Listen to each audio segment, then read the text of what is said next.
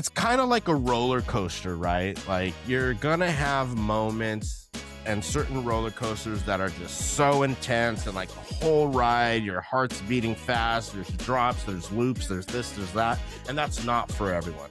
Some people like It's a Small World, and I respect, like, that's fine. Pirates of the Caribbean, next level up, I get that. I just feel like as You the cannot compare that when those are both I am so sleepy from walking kind of rides. You just can't do that. And don't you ever disrespect Pirates of the Caribbean like that ever again. Pirates of the Caribbean is the like end of the day or middle of the day, need to take a nap. Let me just go on this nice little need ride. a breather, need to smell that certain smell. Gotta get off my feet.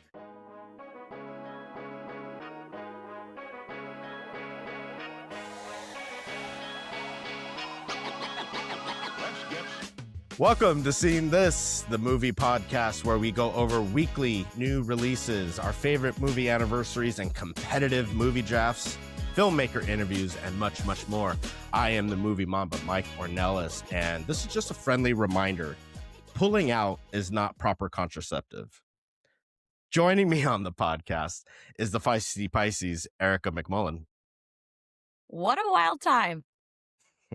Also on the podcast is the Gerber baby-faced assassin, Adrian Cedeno. It's like Al Bundy playing ping pong while watching Look Who's Talking.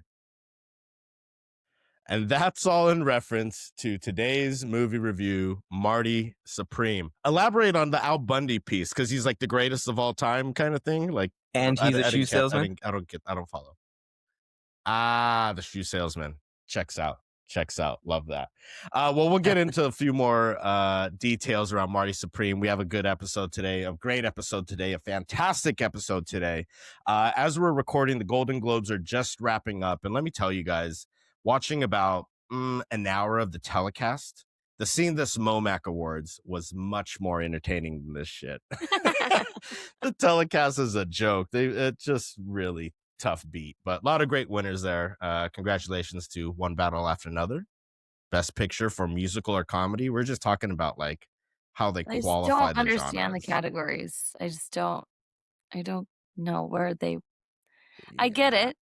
I get the whole idea of like wanting to expand and have more movies and recognize more talent, but at least do it the right way. I don't know. Right. I mean, there's comedic elements in every PTA movie, but I would never say he has like a comedic movie as far as its main genre. Anyways, we got a lot to talk about. We don't have time for all that. We're going to get into what we've seen this week. We're going to do some quick hits on movies to wrap up 2025 that we discussed on the pod, but we all didn't get to watch at the time. But we're going to follow up on those, and then we're going to jump into Marty Supreme. So, what we've seen this week. Adrian, why don't you kick us off and let us know what you've seen this week? Ooh, I watched two good movies. Der Tigre, which is a German movie, The Tank. You know, me and my pirate ship, I don't realize that it comes in different languages. So it comes with its native tongue and then subtitles. So I watched it in German and then just read all the subtitles, and I got to tell you, it was amazing. So we're gonna have to come up with a code word for pirate ship, because as we continue to grow and progress, you know, we might want to like not flaunt that on your end, the pirate of the pod. I believe it's on Netflix. I believe it's on Netflix because my uncle watched it. I recommended it. He watched it and was like, "Oh, this is in English you for watched me." it on Netflix. So when you say that, so you refer to Netflix as the pirate ship because of all the piracy they're doing of Warner Brothers and other studios. Because they're trying to buy it still, right? I understand. Yeah, go ahead. So really good movie, World War II from the German tank aspect, with a twist ending, like really good. And Anaconda, so good. The new one, Jack Black and Paul Rudd.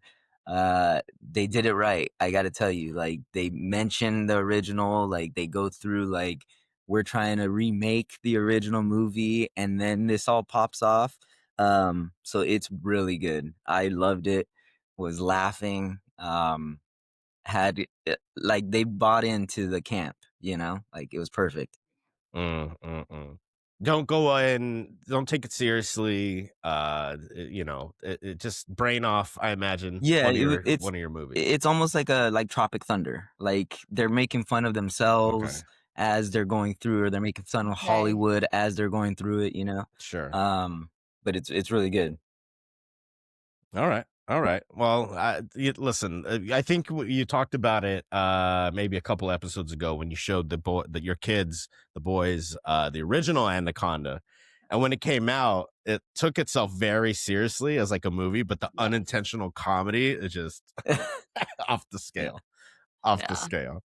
All right, Erica, what have you seen this week? So I kind of did a little throwback, and I watched Constantine, Mm, which gets me excited for the second one. So I hope they have, good writers and good people who are working on the film to kind of get it to where it needs to be. Probably one of my favorite Keanu I movies. heard an still holds interview. up upon Oh yeah, rewatch. Yeah, I want to say it still holds up. I think it's one of the best depictions of the devil or Lucifer, like to date. Like it just the way that he presents himself, the moments that he's in, kind of the stuff that you hear like him mentioned through the film. But yeah, I did that, and then I watched the Selena Quintanilla Mm, Perez documentary that her family put out. Lots of tears, sure, obviously. I mean, we all did, grew up with the original film, and, sure. you know, she died. I mean, you guys were alive when she died. Like, Here we go, making us old. just twist the knife. I wasn't, Jeez Louise. I wasn't, but it's like, as all of us, That's so being of wild. any kind of like Latin descent, like just how Yeah. much like she meant to the culture, but seeing a lot of like the behind the scenes footage of her and like footage that just hasn't really been seen in a really long Mm, time of some of her interviews and just like how like really authentic she was, and that's just really heartbreaking, yeah, how everything happened and how everything played out. And I yeah, saw it for but too, sure. really and good though. It was really nice to see them and talk about her in this light, it made me think that the casting of little the original, like of the movie, was really good because I was Oh like my watching god. her Mm, actual sister, like her actual family, like her husband and stuff. Like, wow, Yes. and it felt it spot felt on. really Well, close. and Like, then, dang, I like, know that dude. even down to, like, Suzette's Yeah, haircut, like, her haircut even like, my mom was saying, because my mom and I were watching it together, um, and when her husband, Chris, first, comes to the band, my mom was like, "Oh my god, the casting they yeah, did was so yeah. phenomenal," because he looked just like him, just like him, so, highly recommend for anybody who's a lover of our girl Selena, but, And back to Yeah, she Constantine, I heard reminds an me for what. interview of Keanu Reeves where they asked him what character was his favorite and would he like to have like another movie with, and he said Constantine. He wanted to have that Sure. character have a sequel. yeah, I You actually have seen that interview. It was comforting to know that he loved it just as much as a lot of his fans loved that character, so for sure. I haven't seen it probably since it came out, but I do remember enjoying it, and that's like based off a graphic novel or comic, if I'm not mistaken, as well. yeah, it's a DC comic. Right. And then Selena, like you said, Erica, like if you're Latin, you have some kind of connection to it. I remember my grandma playing her when I was young, so definitely hits the nostalgia buttons for sure. On my end, I watched a couple movies. I watched The Housemaid, which has Okay. become Sydney Sweeney's biggest box office hit. Uh, I went for Amanda Seyfried, who is easily climbing to becoming one of my favorite actresses. After The Testament of Anne Lee, I was incredibly impressed, and then I was like, okay, The Housemaid, I'll go check this out. Um, Womp womp. So lame for me. It was like, it's one of those things like and I don't mean to offend people because there's a lot of people that read the book. It was adapted from a book, right? And I think that's why it's doing so well. is that a lot of people read this book and then they go see The Housemaid, but it's just so campy while also trying to take itself seriously, and it feels very long. Like they focus so much of like building up the story and tension, and then when a twist comes and it takes a turn, it gets better, but they spent way too much time on the first half trying to build it up. Got it. Amanda Seyfried is incredible. I think she does an incredible job with what she's given, and that's a tough beat for Sydney Sweeney because she's really flat in this. I think I need to check out that Christie movie that she stars as Christy Martin, the boxer. I know, Erica, you're not a supporter of the Sweeney household. Boo. But I for research and development, R&D, I gotta see like, okay, is she just good in Euphoria, or is she just not it? You know, Here's as the far as thing. acting ability. Here's my theory about her. She's good in Euphoria because she is that person in real life. Wow, what a take. Sure. That's all Fair. I'll say on the matter. We don't need to bring any new light to that bitch. I've talked to some people. I don't care. I've talked to some people that read the book and then saw the movie, and I think it stands true to the way the book is written, but there's certain decisions made where it's like, all right, this ain't it. Yeah. Even from like, they felt like it was an okay movie. Anyways, so after watching that, I had to go to some 90s adolescent building material, and I watched Wild Things with Matt Dillon, Denise Richards, Nev Campbell. Adrian, you're shaking your head Okay. because you know exactly what I'm talking about. On brand for you, Mikey. Listen, you know, sometimes you need to just revisit old films that you saw as a teen and see if it still hits the same. And I will say, it's so 90s. There's so many like 90s elements. So like for the newer kids or the younger people that want to see like a 90s trash thriller, this is it. Over sexualized, unnecessarily sexualized, twist after twist for the sake of having twists, and then like at the end credits kind of ties it together. But dude, at that time, like Matt Dillon was on top of the world, Denise Richards was on top of the world, Nev Campbell with Scream and everything. Like those were the Hollywood hitters back then. So to revisit it now, like it's still entertaining, but it's definitely not a top tier movie. But it was fun. Shout out to helping my adolescence at that time. So let's get to our quick hits on some of our 2025 homework. So there's 3 movies we're going to talk about here: After the Hunt, The Thing with Feathers, and Bugonia. So Adrian and I did an After the Hunt episode as part of Adrian's AFI recap. We did that as well as talk about After the Hunt. And we were really missing Erica because I think this movie specifically really needed a woman's perspective, specifically the great insight that you bring to our episodes, Erica. So you did get a chance. You did get a chance to watch After the Hunt. What were your thoughts? Okay, overall I did like the movie. However, there were definitely spots where it fell a little flat. And there were definitely some points. Let's just get this out there. I thought Andrew Garfield he's so good. I thought he did so well in this. Because I also don't think, like, I've never heard anything bad about him just as a person. So then to kind of play like this person in a very tricky situation where, you know, lines are blurred, I thought he did excellent. I kind of like I went back, I watched it twice. So I watched it a while ago and then I kind of revisited it. I think you were right, Adrian, the last time. I think Io definitely fell a little flat the second time around.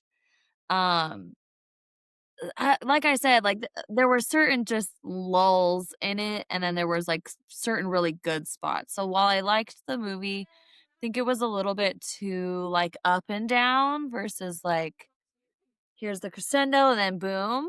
But I definitely recommend it if you haven't seen it yet. I don't want to spoil it too much, but I definitely recommend it for sure. And I imagine you were a fan of Michael Stuhlbarg, who played Julia's husband, right? Yeah. He, he's fucking Yeah. great. He was one of my favorite parts of the movie. Yeah, Yeah. I mean, I think unfortunately when it came out, a lot of critics and like I think even Rotten Tomatoes, it had a low score, and I felt like it wasn't justified. Like it's not the perfect movie, but it was having a conversation about something in a very Yeah. philosophical, sophisticated way, and Mhm. I definitely think it's worth checking out. Just so let me just ask you this: slight spoilers for After the Hunt. I So was trying so hard not to spoil. fast forward like 30 seconds to a minute. Okay. So did he do it or not? I Is he guilty of mean, the allegations? Yeah. I guess it's not a spoiler then if like you don't it's really know. not. Yeah, I think. It's subjective, Mikey. I don't know. It's.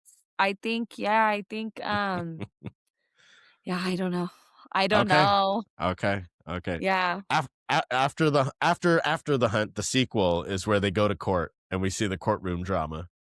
See the Oh, I evidence. mean, let me tell you, I actually love a good like Hell courtroom yeah. movie. I'd watch Yeah. that. Yeah. And when me and Adrian talked about After the Hunt, I think we both went thumbs up. Is that right, Adrian? Yeah. You liked it. Yeah, I think you liked it, yeah. right? Yeah. Yeah, I Yeah. liked it. Would I say it's like in my top 10? No. Yeah. But do I recommend it? Absolutely. I think it is a definite should watch film. For sure. Well, that's After the Hunt. Definitely check it out. I think it's on Amazon Prime now. So if you haven't seen it, and you like it's a talker. Like there is some like Yeah. good set pieces and action, like quote unquote action, not to get the category of action brought up again with Adrian, but but there's some scenes that aren't just talking, I guess I should say. But if you like a good like brain on movie and kind of philosophical thought around he said, she said kind of dynamics, it's Yeah. definitely recommendable. Okay, next quick hitter. We have my thoughts on a movie Adrian mentioned, The Thing with Feathers. This is with Benedict Cumberbatch. Adrian, did you happen to see my letterbox on this? I did. What did I say? So we are Cumberbatch, sorry. We are very different all the time. So yeah, I did check it out. Okay. Not all the time. We align sometimes. Several. Yeah.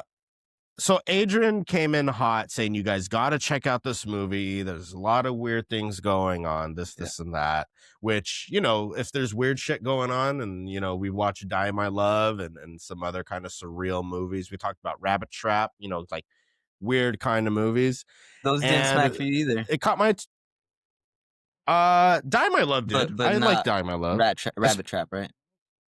Rabbit Trap, I just need another viewing. Like I appreciate What is it. that on? I think I need to watch this.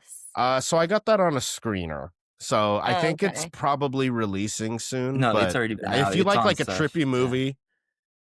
Oh, is it? Okay. I love a trippy movie. Come on now. I love a trippy movie. And it's really and only you would 3 like it too because characters, it deals 3 actors the whole time. and it deals with nature and things of this nature. It's on video on demand at the moment. Okay. But I don't see it streaming anywhere. But anyways, that's not what we're talking about. We're talking about The Thing with Feathers. So this movie feels like a grief smut film that wants to be Black Swan so bad. So what I mean by that is this father is left to raise his 2 boys. And that's not really a spoiler. So like it opens up kind of with this dynamic that his wife has died and he's raising his 2 boys. That's about as much as I'll spoiler. Some supernatural things manifest, which are kind of his internal grief, and then other He's things like an happen, author and it's got or an artist. He's right? like an author, illustrator as Yeah. well. And these kind of images that he draws kind of manifest in a way that represent his like self-doubt and His kind depression. of just beating up on him, on his depression, on these different things. My take on the movie, it's about an hour, 45 minutes. It's not super long, but it could have been a short. Like after maybe like 30, 45 minutes, you get the idea of what it's going for as far as like, okay, I get it. Widower, or widower. Widower. Widower. It's difficult to raise two boys, and they've lost their mother, obviously, and the challenges that come with that. And can he do it? And this. I get all that, but it feels like we really sit in the grief and depression for extended period of times where, like, as far as watching a film, nothing really happens. And this thing that manifests, like, you kind of get the point of what it represents. So I wish it could have, like, give me 30, 45 minutes. I think you could have tied this up and it would have been a better movie. Yeah. But with that all being said, some positive light. Benedict fucking is all in on the role. You know what I mean? Like, he's an incredible actor. And that's one thing I appreciate about actors is if they might not have the best role or in the best movie, they're still going all in. You know what I mean? And Yeah. he definitely does in this. But Adrian, I don't know if you want to expand a little on what your thoughts were. I was just opposite. I related very much to the character. Like, I'm married, I have kids, and with our first son, like, it was a real thing. Like, my wife was anemic and bleeding a lot. It was a real issue. Like, damn, I might have to raise this kid by myself. Like, those are real thoughts. And Sure. I can't imagine the depression and the trauma and all that trying to go through it. So it hit me a little harder, and I didn't expect it to. I didn't know what I was getting into. But it also gave me like weird like notions of like I've never even been an Edgar Allan Poe fan or The Raven. Like as far as I go is I understand what it's about. I understand like they're not graphic novels and they're or poems and like they're historic culture and literature, like things you need to know. But my extent was The Simpsons, like a raven on top of the door and like depression. Like that's as far as I got. Sure. But I definitely felt like, oh, like this has that type of feel, like Quote the Raven, Energy. Nevermore. Like it was definitely that for me. So I appreciated it on a different level because I think I could relate to it. I think there's. It's so funny that you say that though, because for the longest time, people only knew Nosferatu because there was like this episode of SpongeBob where he came out. Yeah. And so like I remember when like they were talking about it, they're like, we have to thank SpongeBob because a lot of people wouldn't have known who Nosferatu is without Right, for the SpongeBob and younger Patrick. generation. I mean, that's a great thing about animation is like even before that, Looney Tunes introduced us to some of like classical music, from well before our time. So yeah, I think this is one of those movies where like if you can relate in that level where this is a story that you can relate to, it'll probably hit you harder, obviously. But for me, I was kind of like, okay, like I just not that a movie like this needs to be entertaining. I just felt because of the surreal aspect of it, it would have captured my attention more, I guess. So I do want to like discuss it more after. Like the reason I recommended it to you guys, because I had no idea what the heck I really was just watching. Like I saw it and I was just like, what was that? Like I was still trying to, understand what the heck was going on. And like Die My Love, like what was real, what was fantasy, what was made up in his mind from the depression. So yeah, we'll talk more, I guess, we'll stay spoiler free. I mean, I'll just say that like it did kind of go off the rails as like other surreal elements or characters came into play towards the end, and like the kids are kind of involved.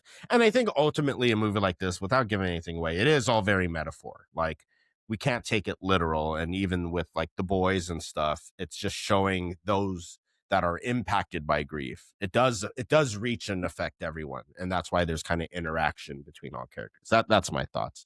But yeah, wasn't for me. I would have gone thumbs down if we had a Commodus Scale on it. But I'm glad it related to you.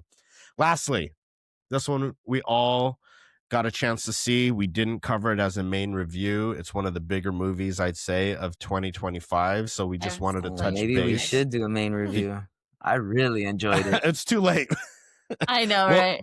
we could talk about it here. So that movie is Bugonia. I'm sure a few of you folks at home have seen it by now, and if you haven't, well, let's start off with a Commodus Scale for Bugonia? Thumbs up, down, or even? Erica, thumbs up. Adrian, Double thumbs thumbs up. up. I'd go thumbs up. I'd go thumbs up. Erica, you kick us off. What were you when watching Bugonia? What did you think of it? Okay, so if you're new to the podcast, you don't know that I'm obsessed with any kind of alien movie. Like, even if it's bad, like I want to see it to see how bad it is. I absolutely loved this movie. Very unhinged. Like very unhinged. um Two of my favorite combinations is an unhinged alien movie. And this was like everything that I wanted. I'm obviously not gonna spoil it because I would really love for people to watch this, but you really do not know what's going on until the very, very end of the film. Like, I just gonna throw that out there because you are very much second guessing yourself on like, is it true? Like Sure. the whole way, I think, in my opinion. So deals with conspiracy theories around, or conspiracy theorists around aliens being real and being on Earth, and goes to great lengths to prove that. And I think another reason you really enjoy this movie, Erica, is because it does have it centered on bees, and Lord knows you love you love bees. Save the bees. Save the bees, babe. Okay, so Adrian, what were your thoughts when you watched Bugonia? Man, Jesse Plemons freaking killed it. Plemons. Yeah. He freaking Yeah. he was great. He played that role so good. I can't believe he goes through with the serum for his mother. Like, oh my gosh. It was Yeah. Well, let's not spoil too much. It's definitely a must-watch movie. Yorgos, maybe my favorite director right now. After watching this, like I was like, this dude is the best. Yeah. Yorgos is unique for sure. A unique and author. This was a unique take on aliens and interactions and conspiracies. It was wonderful. Yeah. I think I mentioned it for like what we've seen this week when I watched it, and the main takeaway I took from it was Jesse Plemons, because I think, we when we did our MOMAC Awards, spoiler if you haven't seen the results, but I gave my Mamba Mentality, most locked in award to Timothée Chalamet, and you mentioned you want to see him in like a wider range of type of roles, and I think for Jesse Plemons, this is a role I hadn't seen him in. The way he approached the role and the character that he was isn't anything I'd necessarily seen him in before. No? Have you watched Black Mirror? Yeah. Have you seen his episode? Yeah. I would say that's like very much the similar, that's the closest. like that frenetic, like panicky energy. I think with this film, you get more of like that, a little bit more of the desperation, because in that first one, I think it's the USS House or something like that. But I remember, because that was probably my first exposure to him, was seeing him on Black Mirror, and I remember being like, oh, this man can act. Like we're gonna see him in some stuff that we're just gonna absolutely love. And I don't think I've seen him in a movie that I hated. Kinds of Kindness. You don't like that one? That one was weird. Wait, which Kinds one? of Kindness. Kinds it's of more Kindness? of kind of the things that drive me crazy, where it's just bad people doing bad things, no real point. I could see that, but I did like him in that film. Yes. Kinds of Kindness was a little different. It was different. Yeah. A movie, a trippy movie that he's in that you guys should check out. Maybe I've mentioned it before, and it's on Netflix. I'm Thinking of Ending Things. Also has our girl, or my girl, Jessie Buckley in it. Again, not a feel-good movie, but that's a non-feel-good movie that's fucking done well. That's surreal. Adrian, you got to check. That's your new homework, is I'm Thinking of Ending Things. But speaking of shit people that do shit things, let's get to our main review of Marty Supreme. Have you seen this? Have you seen this? Have you seen this? I know, I've seen this. I know this. Perfect. So we're gonna, because we've expanded on a few other movies here, we'll dive into Marty Supreme here, but don't want to get too in depth because it's still out. People still need to see it.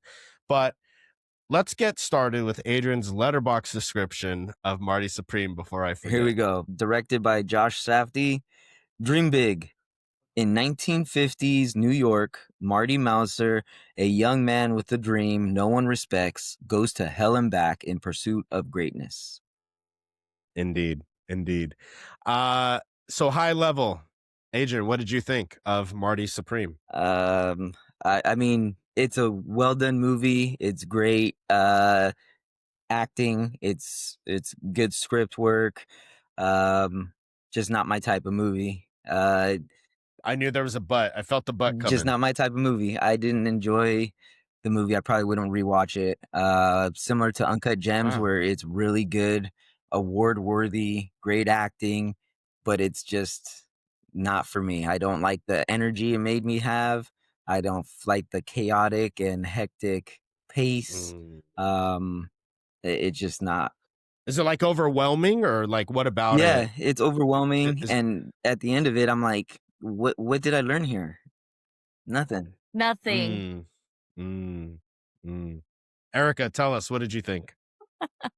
There are several things wrong with this movie. I'm just gonna start that off really quick. If anything, I want to say, like, I know there's like an anti-Semitism kind of feel like to a lot of like Christian movies and stuff, but of any movie I've ever seen, like this made me a little more anti-Semitic towards, or like in, as I'm watching him, I'm like, man, I can't believe he's saying these things and doing these things. Let's this can't be good. I think you want to reword what you're saying. You're not anti-Semitic. No. You're shocked at him saying the anti-Semitic remarks. Absolutely. Yeah. Okay. Let's clarify that. It's gonna help you out here, brother. So you're saying this movie displays the main character who is acting anti-Semitic, and it's somewhat justified because he is Jewish and can say these things in his words. In his words. Okay.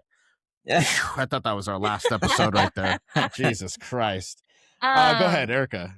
No, okay, so I got to see, I typically like to go see movies alone. I like to go and be peaceful and just absorb on my own. But I got to go to this movie with a friend. And so that was kind of nice. What kind of friend? My best friend. So relax. Okay, go ahead. That's for a couple episodes ago. Go ahead. So it was nice to kind of talk to him about it, to get like a guy's perspective, because for me, the entire time, I'm like, I really hope he loses this match. Like, I really did not care about him. So I get everyone's like, oh my God, Timothée Chalamet, he did such a good job. Like, but I don't think it's really that hard of a job for most male actors in Hollywood to just be a fast-paced asshole who gets things because he's being a dick to everybody and manipulating everybody. Like, everybody knows that men who manipulate get everything they want, and then it finally like stops at one point. Like, it was just, I don't know. I wasn't happy with the fact that I don't know. Everyone was giving it so much praise, and I'm like, doesn't really seem like that difficult a job to do. I mean, there's plenty of actors in Hollywood who can give off that same energy in a film and do the same thing.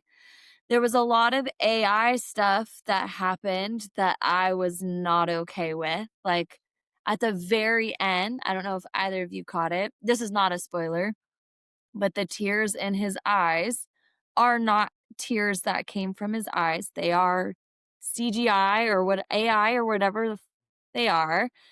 And that to me is not good acting. Like that is not synonymous to me with good acting. So while it was a decent movie and I had fun watching it with a friend and we had a good time, it was just like I just was it not sounds like impressed. your beef is more with Timothy getting praise for this movie. Considering the character is an asshole. Even the movie, like even the character in the movie, like you're literally not rooting for anything going on in this film.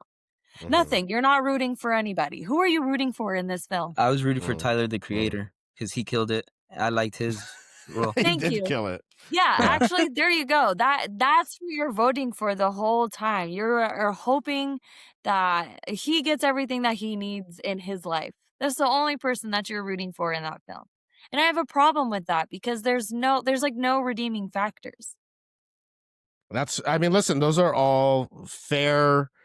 That's all fair in regards to the character. I think it is minimizing what Timmy specifically brings to the role, considering his age, considering how all in he seems in the movie from my perspective. And I understand also, Adrian, from your perspective, like the pay, like I've talked to people that say like this is too chaotic, and especially, you know, the sound design is so like much. It's like It was so much. anxiety inducing at times. Like the friend that I went to, his sister said like it's a very, very fast pace. Like you're switching from one thing to another very fast. So like if you can't get with that, you're not going to enjoy the film. And that part didn't bother me. It was just like Yeah. like Adrian said, like, what am I learning from this? I understand that, but I have a special guest here that's gonna share my thoughts on the movie, and that is Michael Chirito, who is, I think I said his last name way too Mexican. Michael Chirito, who's played by Tom Sizemore, rest in peace, from Heat. If you're like me and you like some action, it's in Heat. Well, you know, for me, the action is the juice. Yeah, God damn right. The action is the juice, and this movie had tons of action. I hear where you guys are coming from, and I think like it's kind of like a roller coaster, right? Like you're gonna have moments and certain roller coasters that are just so intense, and like the whole ride, your heart's beating fast. There's drops, there's loops, there's this, there's that, and that's not for everyone. Some people like It's a Small World, and I respect, like, that's fine. Pirates of the Caribbean, next level up. I get that. I just feel like You cannot compare that when those are both I am so sleepy from walking kind of rides. You just can't do that. And don't you ever disrespect Pirates of the Caribbean like that ever again. Pirates of the Caribbean is the like end of the day or middle of the day, need to take a nap. Let me just go on this nice little need ride. a breather, need to smell that certain smell, gotta get off my feet. I mean, listen, it's not a perfect movie. I just feel like as the only kind of real defender of the film, I think the craft of filmmaking, but it's a good movie. Like, it's a good movie. It's well done. But it's not going to be for everyone. I totally understand that. It is very intense. It is very anxious. Like, if you don't like those kind of movies, it's not a movie to watch just before you go to sleep. But I do want to highlight the performances by so many actors that aren't actors first. You talked about Tyler, the Creator. We had Kevin O'Leary, who Mr. Wonderful fucking plays and is an asshole. You know what I mean? Like, he was really good in this. So even though I heard, this isn't a spoiler alert, but I heard Timmy's such a method actor that the spanking is real. Yeah. No ass double. No stunt ass for that scene. And then also, I don't know if you guys noticed the guy who, and again, not really spoiler, we'll get into it, but, or you know what, let's get into spoilers, because some of the people that pop up, I think, like, if you don't know and you see them, you're like, oh shit, you know, Leo fucking pointing at the TV screen. So let's just dive into spoilers. Spoiler alert.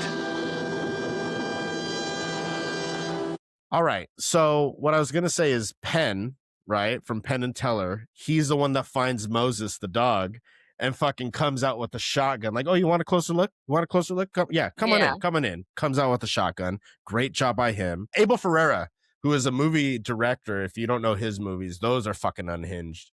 And he plays like the gangster guy that owns Moses. What a crazy scene when the bathtub fucking falls on them and the dog's underneath there. Like, there's so many that I'd say there's at least 10 different set pieces that have like, holy shit. There's, you know, we have our oh shit in the anniversary episode as the category. There's like 10 of those in here. There's 10 of those in here. Did you at least have like a favorite scene? Either of you guys? Um, The Luke who's talking scene at the Wow. beginning. At the beginning, which was in reference to my opening line. You know, you can't pull out and, you know, hope for the best, though some do. Just the opening credits is your favorite scene of the movie. That's great. no, I mean, a good oh shit moment that I liked is when Rachel starts crying And the In the makeup and then bedroom? her makeup Oh, yeah, comes yeah, yeah, off, yeah. and I was see, like, like That's that's oh great. such a shit. shitty thing Like to do that part I was too. like, oh damn, this yeah. But Fucked like, up. you know, you can't blame her. What? I You mean, can. it's so interesting because You can. you can blame She her. was Like, that's fucked up. desperate. Two wrongs don't make a no, right. Anytime. no, 100%. Like she shouldn't have done that. But like, if you look at her situation and what she was trying to navigate at that point, she Was her own doing. she felt that was her only option. And It then is her when own she doing. and then when I think she was my favorite part of that whole movie. Sure. When she tries to sell the fake dog, when Yeah, she yeah, tries yeah. to give him I was like, oh shit. I was like, there ain't no way. And like when he's like giving her the envelope and then like has the gun and like the guy with him, I'm like, no, he's about that business, bro. Yeah, You Yeah, better it wasn't yeah, even yeah. money. It was run. pictures with a $10 bill on top. It was like naked pictures of Yeah. women and then a couple bucks. Yeah, no, Rachel was played by Odessa Azion. And I thought she was incredible. The first time I watched it, I was like, oh, she's like a real one. Like she's like a ride or die. Like Bonnie and Clyde, like all I need in this life of sin, like that's her. But it is very much a life of sin. Like Marty's a piece of shit. He does everything that only is an advantage to him. And again, if you're looking for someone to root for or who's like the redeemable character here, that's not this movie. Tyler, the Creator. Like they're Tyler the Creator, He's the maybe, only but he's one. He's also the only character. he's also hustling with them. He's also hustling though. You know, they have that whole bowling alley scene, which was great. Where they're trying to, you know, do some Ping ping pong pong hustles. sharks. But dude, he was phenomenal as well as far as his acting in the role, I thought. I'm excited. I hope that if he wants to continue this and like continue to act, I hope he does because I enjoyed him on screen. Yeah, he was really good. He was really good. And we haven't even talked about Gwyneth Paltrow and that whole dynamic, who is married to Kevin O'Leary's character, retired actress, trying to get back on the scene, doing a stage play, and Marty is just like, "Oh, I'm gonna conquer this," you know, like this. He has another target for him, while Rachel's back home fucking pregnant. But again, like she's married. Like there is nobody redeemable in this movie, so I can understand where it's hard to swallow. There was an inconsistency that I kind of had a question about. How did he get to that hotel? He went to the guy, asked him, "Hey, where are you guys staying?" And they're like, "Oh, we're at the Ritz." And he's like, "You guys got me at this bummy hotel over here, blah blah." And then the next scene, you see him like jumping on the bed in the hotel, trying to call the girl, Gwyneth Paltrow. I don't know how. To be honest, I don't know if that was explained. I don't know if he like a line of credit or like he like fraud or like because he's hustling everyone. Next one, right? Like he even. How did he get back? Okay. Because he's Kevin O'Leary's like, "You ain't getting back on my plane." And then the next he flew scene, back with like. No, we the see military. that. Yeah, he flew back with servicemen from like the military. He probably talked to them and finagled to ride back. And this was in the 50s, so that was like it was fine. not that it was fine, but it was commonplace for like men to try to like do that in order to come home. Like if they had no other way, they tried to like bum rides off of the military. That did happen. That is plausible and real. Okay, give me this. I'm trying to find something we can all agree on. Well, I agree nobody's redeemable. You don't have to. That's not Just what this hold podcast is about. It's not. Yes, but I just want to make sure we cover all our bases. Usually in a movie where it takes place in a certain time period, it's like a period piece, but then the music is from a completely different generation. I fucking hate that. But I thought this, taking place in the 50s but using 80s music, actually caught the vibe that this movie was going for. Like I dug the music, the score. Erica, you're not on board with that. Not when it's 80s music. 80s music is like you are for the 80s. Like I don't like. I don't know. I did not like that part of it. Like, I think that interesting. added to the Okay. yeah, hecticness and the chaos, and I did kind of sure. appreciate that part of it. Like, okay, then maybe Yeah. it's not so, because you can't put on 50s music and get that same kind of And have that kind of right. energy. It Right. wasn't there. you could if you did like a lot of like swing kind of music, but then you're just like listening to swing music. the Yeah. entire I think that was like a very obviously intentional decision Josh Safdie did. And it was a risk. Like, it's a big swing to play music from 30 years later for a film that takes place in the 50s. And I thought it worked. Like, if you get a chance, just pop on the score on Spotify or Apple Music or whatever. Like, it's a pretty good score. The I music did think itself No, that I was was love pretty the good. music. Don't get me wrong. Like, that shit bangs. But Yeah, I she just have a bangs. hard time when people use just specifically 80s music to Outside of the other. 80s. Yeah, because like if I'm listening to 80s music, I want to see a lot of 80s shit going on. You know what I mean? Sure. I think the only other time I didn't mind was we were talking about during Christmas time was when I watched Last Christmas.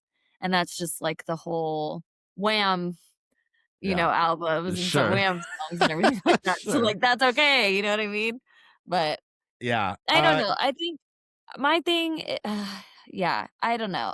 Like you said, if you're coming to watch this film to find like you're just not happy with any of the characters. Because Yeah. like in reality, okay, so like take Tyler the Creator out of it, right? And we're not really rooting for anybody. Okay, well, what did we really learn? Like, what did Marty learn? Marty didn't learn jack shit, dude. Like, No, he It's so, comes poor yeah. back. kid. We see these Well, Poor kid's growing to we grow see up like these a AI freaking jerk. tears. We see these fake CGI tears come down, and we're supposed to be like, we're supposed to believe that he's like so happy about this baby when he didn't even want to acknowledge that it was his. yeah. That's not mine. That's not mine. Like, That shut was the like fuck, like that was kind you of know an what I oh mean? shit Like, moment No, too. yeah, like I just, the you only know, oh shit I moment is was when not he's rooting. telling Yeah. her the type of person she is, and he's explaining himself. That's fucked up too. It's like I have a Yeah. vision, I have a Yeah, yeah. purpose, You you don't. don't. Yeah. Like, yeah, that's Yeah. fucked up.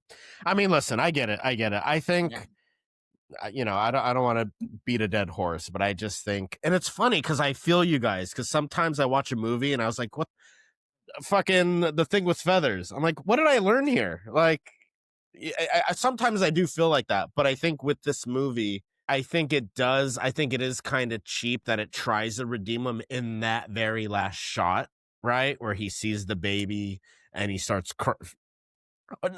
tries. I don't say it does, it makes him maybe slightly less of an asshole, but I don't know. I think it's just a wild It ride. makes And him if you, more of an asshole. It makes him more of an Because asshole. he knows everything I he's would been have had doing this more whole time. respect. He's aware. Exactly. He's fully I would have self-aware had enough. more respect for him. Exactly. If he came back from that plane ride and you see him outside of the hospital and he just continues on, I'd have had more or he respect. doesn't go to Japan when like she's rushed to the hospital When and like she's shots with his baby, because I know that motherfucker knows it's his shit. baby the entire time. That's so fucked Which- up. Okay. I How mean, does- I mean that maybe that's the redeeming factor of the film is that it did get me amped up about how shitty of a person he is. Like, it does make you feel some type of way. I guess my biggest problem with it is like I don't think that that's very hard for a man in Hollywood to tap into. I had a question. Commodus Scale. Wait, I got one more question. Ah, So, in okay. 1950s, did they have like paternity tests? And how was she so confident? And how did she know so bad that it? Oh, I'm actually not sure about paternity tests and when they were You know what I mean? invented. Like, I'm not she's legit having sex with two people because it's her husband and No, Marty. Okay, So, here's the thing though. I thought that she got like hooked up with Marty or whatever, and then like in the time, like no, she I got think the affair was happening like because they they're lived in the engaged. same Okay. building. She introduced him as like my fiance or something at first, and then all of a sudden right. Okay, she's like pregnant and they're married.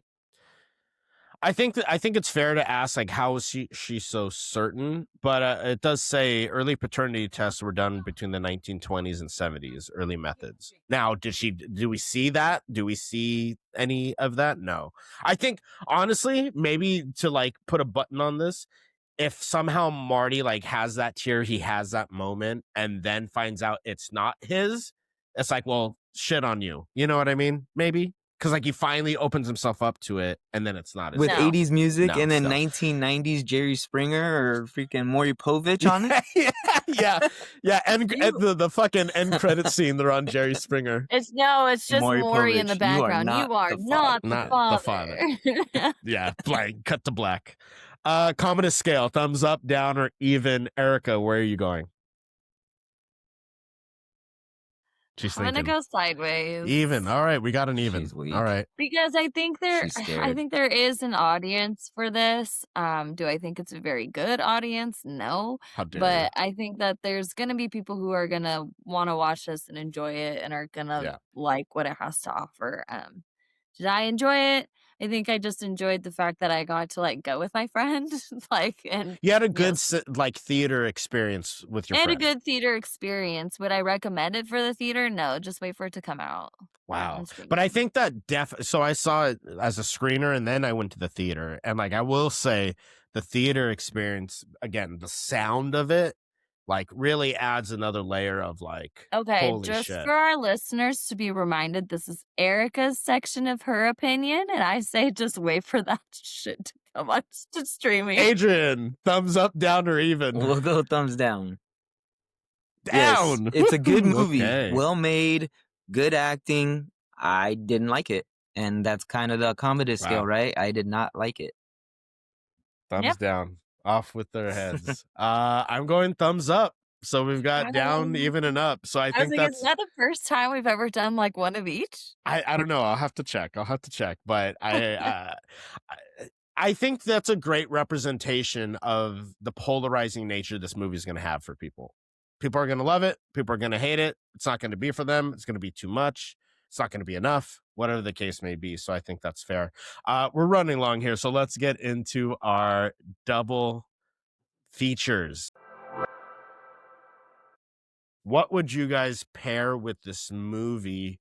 Adrian, let's start with you. So I was gonna go with Uncut Gems, just because of that like chaotic, hectic nature had you on the edge of your seat, was similar to Uncut Gems. And then at the end of it, you feel like, what did I learn? It's still just shitty people doing shitty things. Again, really good movie, well made, should have won awards, but just not for me, and I didn't like it. So I would say this fits in perfect with Marty Supreme. Go check out Uncut Gems and then watch Marty Supreme and not so much. Have a coffee. Yeah. Safdie brothers did that one, and then Josh Safdie did Marty Supreme, so no surprise there's that element. Erica, what would you pair? Okay, so I thought about doing American Hustle, but I don't know if I've already like paired that. I think you did. You've talked with about it. something else. Yeah. But it just kind of reminds me because like Adrian's talking about like shitty people doing shitty things, and like American Hustle's like very like much on brand.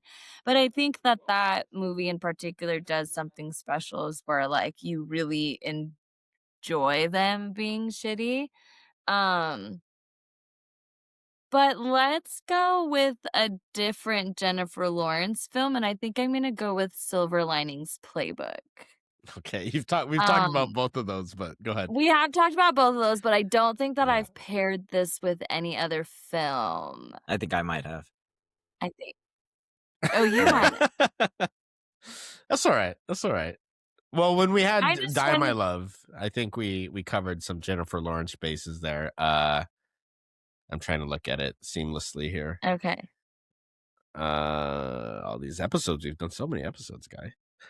Die My Love, we had American Hustle recommended by Erica, Silver Linings Playbook recommended by Adrian. That is so funny. Okay, well, I'm gonna kind of go in a different direction then, because I like it. this is another film. I don't want to say, oh, it sounds so bad saying older film when it's not really an older film. Before you were born or what? Again? No. That- I think it was the year I was born, actually. But it's actually like multiple perspectives of like, kind of same thing. Some shitty people who are doing shitty things, but it's also like the circumstances of what's happening. And I'm gonna go ahead and recommend Forrest Gump for my secondary. Yeah. You get a little bit of ping pong in there. You get a little bit like of it. ping pong for the relative, but it just kind of shows kind of again those different perspectives, kind of like some shitty situations that people are put in. Adrian's mad. And it comes with Jenny, the ultimate villain. and Yeah. between her and Grandpa Joe, man, I don't know who I hate more. Do a tournament style. They're in the final. Yeah. Right. That's tough. No, I was just so we watch for New Year's Eve and New Year's Day. We do the marathon for the Twilight Zone, but they don't. I mean, we don't have any like TV anymore, so we just kind of like threw all of the good ones up, and we're watching them. And Grandpa Joe, the guy who plays Pops up? Grandpa Joe, is an actor in one of them, and it's Oh, yeah. it's one of like it's a great episode. But he is also a piece An of a shit piece of who's shit in doing there? nothing for his family. Nice. Oh, how do you always play a villain, dude? Just shout out the Twilight Zone. Like those Oh, are yeah. some gems and some great actors pop up on Oh, there also for sure. Oh, and like so many films just heavily influenced Oh, by for that. sure. I mean, Oh. Black Mirror is pretty much a new age Yeah. Twilight Zone in that regard. Well, yeah, I mean, yeah, if you look at your phone, it's a Black Mirror. Right, So. right. I'm going with Whiplash. So either you guys have seen Whiplash, yeah? Yeah. Adrian, I you think so, seen yeah. that? Yeah. It's been a while, but yeah. Whiplash came out in 2014 and was directed by Damien Chazelle, Miles Teller, J.K. Simmons. And it's essentially the reason why I paired this is because it's about that pursuit of perfection. And Miles Teller, in pursuit, finds this teacher that is like a piece of shit and like abusive psychologically, verbally, all the way, even physically at aspects in the movie, in an effort to obtain that perfection. And I think similarly with Marty Supreme, towards the end of Whiplash, Miles Teller's character kind of like makes a decision that maybe perfection isn't everything. And in theory, we get that from Marty Supreme a little bit, maybe not as evident. But Whiplash is also very intense, has a certain kind of chaotic energy. So I would recommend pairing that. Let's draft some stock real quickly here.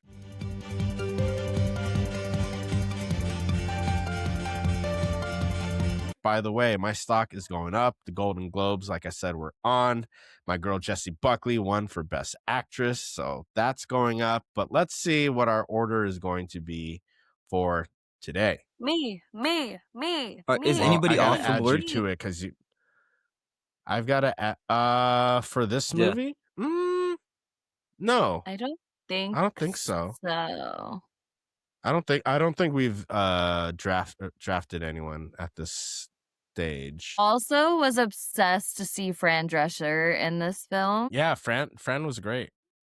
I don't know why this. I wheel's wanted not her. working I very was good. kind of upset that they put her in that garb. I'm like, you're gonna have the nanny on there and not put her in some fine ass 50s clothes. Come on now.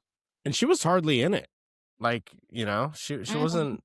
She didn't have too many. I was guys, dying to- tell him I'm sick. I should just go first. our Tell him I'm going to the wheel. hospital. I think our wheel is dying. I think here. it's been This dying. is getting difficult to. Hey, take it easy. Take it easy. I think Here we'll Erica's do. voodoo has damaged. There it is. I don't practice voodoo. Okay, those are for the voodoo people, not me. Voodoo Okay, is here we go. sacred and not for me. Well, way to vamp, guys, because now we are able to get our wheel, and I have the colors that you all love because This that's is how we cool do it. because we never get to see you do it. We just There you like go. show up. You know what I mean? Who is going first? Wheel of morality. Spin, Me. spin, spin. Let's go. That's me. All right. So I get We first don't know pick. who he's picking, Adrian. Take it easy. Could Take it happen easy. today. Erica. Poor Adrian, dude. That's a tough beat. That's a tough beat. Okay. Let's get it over with. I mean, listen, for me, it's I mean, honestly, it's a great cast. It's just a matter of who's going to be getting work. I've got to go with Timothy Chalamet. I think what he's done in his career already, and what kind of drive and future he has. I don't think he's going to win the Oscar this year again. He's been nominated. He was nominated last year. I'm sure he'll be nominated this year. I don't think he's going to win. So I think he's still going to have that drive. And nonetheless, like, you know, whatever you think of this movie and his character, I think he fucking crushed it for what was asked of him. And I know he has a great eye for talent and picking roles outside of Wonka. We all have a bad mulligan. So I'm going Timmy. Erica, who are you going to take? I'm obviously gonna take my girl Odessa. Oh, nice. Phenomenal. Like I Mhm. said, I think she was probably my favorite part of this whole film. Um, she's just stunning. Like Mhm. she's stunning beautifully, like physically. She's a stunning actress. Like I think kind of same thing. I really like her. Anything I see her in. She's in that new show, I Love LA. Mhm. With Rachel Beautifully Sennett. written, Yeah. so funny, and, yeah, I'm excited to see more of her. I think she's gonna be like a hidden talent we didn't really see coming. She's gonna hit us full force.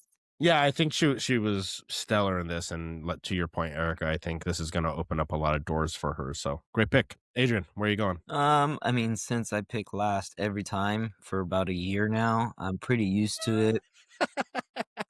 And my strategy is kind of buy stock low and with high potential. And I'm gonna stick to brand, and I'm gonna go Tyler the Creator. He was the only bright Wow. spot in this movie that I really dug. And I think he could get some more roles based off of this. I think it did show some range, and Yeah, let's see his stock go up.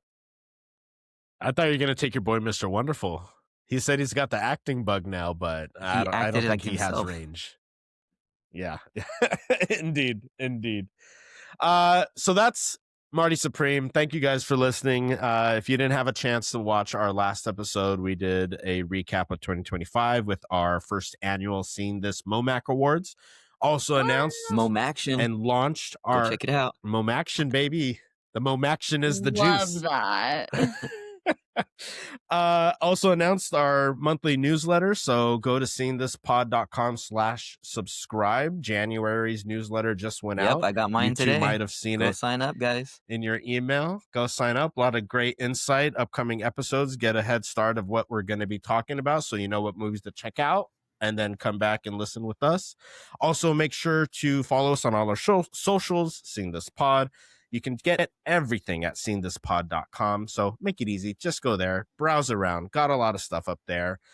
Next on the podcast, I interviewed composer for Origin, the story of Basketball Africa League, an incredible expansion of the NBA in the continent of Africa. And the documentary covers the launch in their first year. And I talk with the director, Segun Akinola.